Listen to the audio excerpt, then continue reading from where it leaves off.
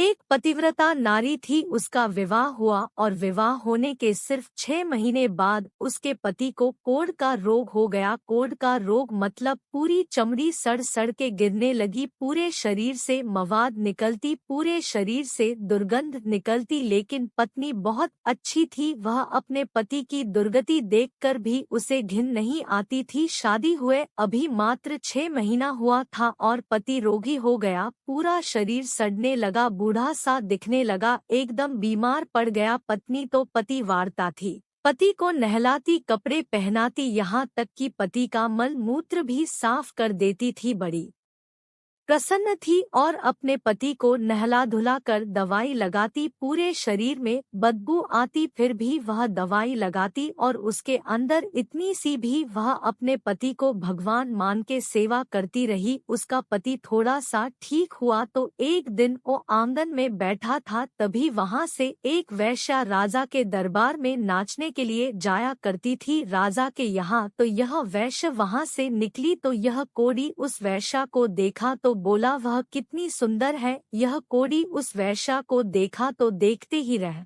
गया, मन में भाव आया क्या यह मुझे मिलेगी। बड़ा उदास था वह, बहुत चिंतित लग रहा था। तब उसकी पत्नी बोली, क्यों जी आप बहुत उदास है, आज आपका मन नहीं लग रहा। तो कोढ़ी ने कह दिया, वह वैश्या यहाँ से गई थी, बड़ी सुंदर थी, मेरा मन तो उसी में लगा हुआ है, पता नहीं शरीर बीमार है, क्या कभी वो वैश्या मिलेगी। अब उसको लगा कि मेरे पति का मन वैश्या में ही अटका हुआ है। तब उस पतिव्रता नारी ने अपने पति को वैश्य से मिलने के लिए एक उपाय सोचा। वह रोज सुबह 4 बजे उसे वैश्या के घर जाती और उसके घर का सारा काम उसके उठने से पहले ही करके चली आती। धीरे धीरे 3-4 दिन बीत गए। एक दिन उसे वैश्य ने सोचा कि आखिर यह सारा काम कौन कर जाता है। तब वह एक दिन सुबह 3 बजे चुपके से घर के एक कोने में बैठ गई। तब यह पतिव्रता नारी उसके घर सुबह 4 बजे पहुंची और उसके घर का सारा काम करने के बाद जैसे ही वह अपने घर को लौटने वाली ही थी, वैसे ही उसे वैद्य ने उसे पतिव्रता नारी से पूछा, आखिर तुम मेरे घर का सारा काम रोज क्यों आकर कर जाती हो। तब उसे पतिव्रता नारी ने उसे वैश्य से कहा कि मेरे पति का मन आप पर मोहित हो गया है और वह आपसे मिलना चाहते हैं।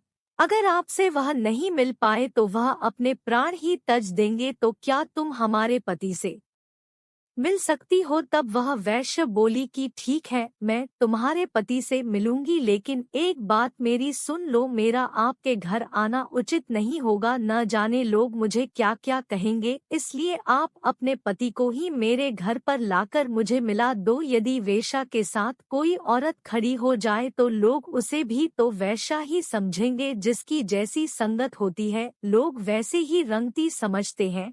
शराबियों के बीच में खड़े होने से लोग समझ जाते हैं कि जरूर कुछ ना कुछ पिता है, भले तुम कुछ ना पीते हो। तब वह पतिव्रता नारी अपने घर गई और पति से मिली तो पति ने पूछा उसे, वैश्य ने क्या कहा है।